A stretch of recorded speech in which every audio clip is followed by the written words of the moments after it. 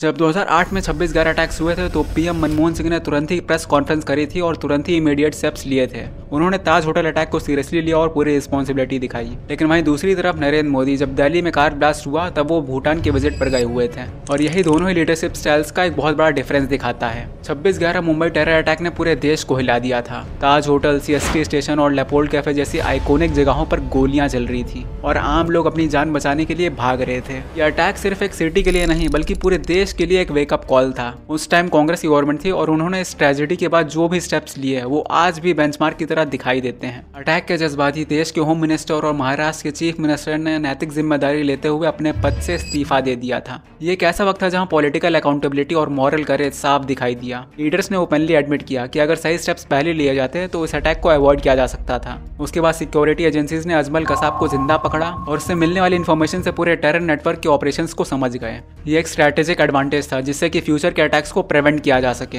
और कसाब के ट्रायल के बाद उसको फांसी की सजा भी दी गई। इसके बाद इंटरेस्टिंग बात यह थी कि 8 साल तक पूरे इंडिया में कोई भी मेजर टेरर अटैक नहीं हुआ। ये दिखाता है कि अगर लीडरशिप अकाउंटेबल हो और स्ट्रेटेजिक प्लानिंग हो तो टेररिस्ट थ्रेट्स को इजीली कंट्रोल किया जा सकता है। लेकिन 2014 के बाद पॉलिटिकल सिनेरियो चेंज हो गया और बीजेपी की गवर्नमेंट ने पावर संभाली और तब से एक डिस्टर्बिंग पैटर्न सामने आया। 2016 के बाद मेजर अटैक्स होने लगे। पठानकोट अटैक, यूरी अटैक, अमरनाथ यात्रा attack, Pulwama attack, Pahalgam attack और अभी अभी लाल किले के सामने बॉम्ब ब्लास्ट। ये सिर्फ एक कोइंसिडेंस नहीं है। अगर 26/11 अटैक के बाद हम कांग्रेस के टेन्यूर को देखें तो उन्होंने हर अटैक के बाद स्ट्रिक्ट मेजर्स और अकाउंटेबल स्टेप्स लिए हैं। लीडर्स ओपनली नैतिक जिम्मेदारी लेते थे, करेक्टिव एक्शंस इंप्लीमेंट किए जाते थे और प्रिवेंटिव फ्रेमवर्क्स भी स्टेब्लिश किए जाते थे। लेकिन बीजेपी की गवर्नमेंट में ये पैटर्न मिसिंग नजर आता है। एक बड़ा सवाल ये उठा कि बीजेपी के टेन्यूर में ये अटैक ज्यादा क्यों हो रहे हैं। एक एंगल ये है कि इंटेलिजेंस लैप्सेस और ग्राउंड लेवल कोऑर्डिनेशन फेलियर्स काफी ज्यादा प्रोमिनेंट रहे हैं। पुलवामा अटैक में 300 किलो का आरडीएक्स सोर्स अभी तक अननोन है और वहीं पहलगाम अटैक में टेररिस्ट 300 किलोमीटर दूर डिस्टेंस कैसे ट्रेवल कर गए और वहां पे सिक्योरिटी क्यों नहीं थी, इसका जवाब भी अभी तक नहीं मिल पाया।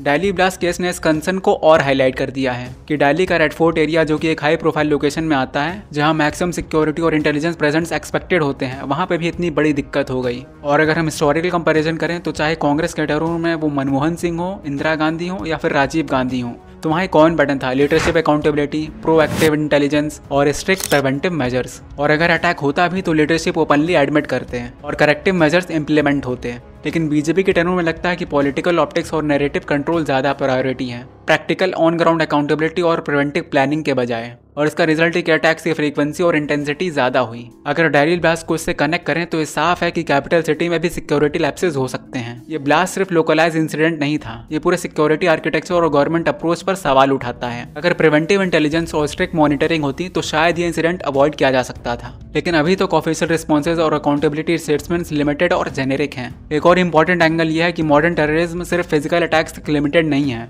ये लॉजिस्टिक्स, कोऑर्डिनेशन और स्ट्रेटेजिक प्लानिंग के साथ में आता है। अगर गवर्नमेंट्स रिएक्टिव और पॉलिटिकली मोटिवेटेड हो तो टेररिस्ट का नेटवर्क इजीली एक्सप्लॉइट हो जाता। पुलवामा और दिल्ली ब्लास्ट जैसे केसेस ये क्लियरली हाईलाइट करते हैं कि सिक्योरिटी फेलियर सिर्फ लैप्सेस नहीं है बल्कि एक सिस्टमैटिक इश्यू है। कांग्रेस के टेरर में preventive approach, strict intelligence coordination और लीडरशिप अकाउंटेबिलिटी थी, जिसकी वजह से 26/11 के बाद 8 साल तक कोई मेजर अटैक्स नहीं हुए। और वहीं बीजेपी के टेरर में 2016 से लेकर अब तक लगभग हर 1 से 2 साल में एक मेजर अटैक हुआ है। पठानकोट और यूरी अटैक से लेकर पुलवामा और पहलगाम तक ये सारे अटैक्स ये इंडिकेट करते हैं कि ground level lapses, intelligence failure और प्रोएक्टिव प्रिवेंशन पॉलिसीज की कमी है।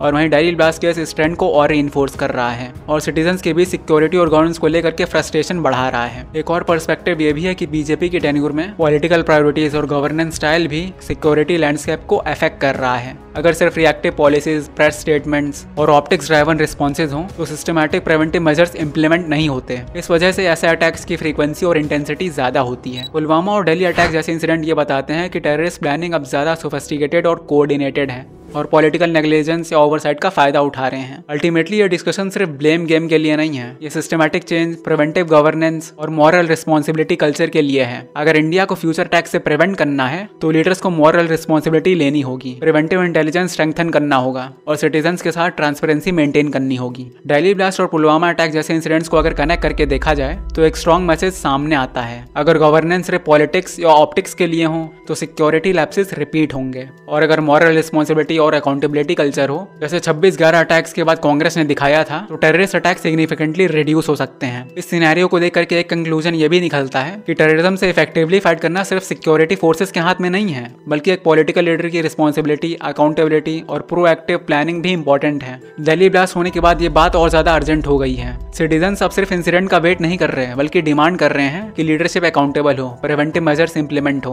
और इंटेलिजेंस अपरेटस स्ट्रांग हो। 26/11 के बाद कांग्रेस का टेनोर हमें ये सिखाता है कि जब लीडरशिप मॉरल रिस्पॉन्सिबिलिटी लेती है और सिस्टम को स्ट्रांग बनाती है, तो ऐसे अटैक्स को इफेक्टिवली प्रिवेंट किया जा सकता है। और बीजेपी के टेनोर में जो पैटर्न देखा जा रहा है वो सिटीजन्स और एनालिस्ट दोनों के लिए अलार्मिंग है, और ये जरूरी है कि अब प्रिवेंटिव मेजर्स और अकाउंटेबिलिटी को सीरियसली इंप्लीमेंट किया जाए, वरना दिल्ली जैसे हाई प्रोफाइल लोकेशंस पर भी ऐसे रिपीटेड केसेस होने का रिस्क बना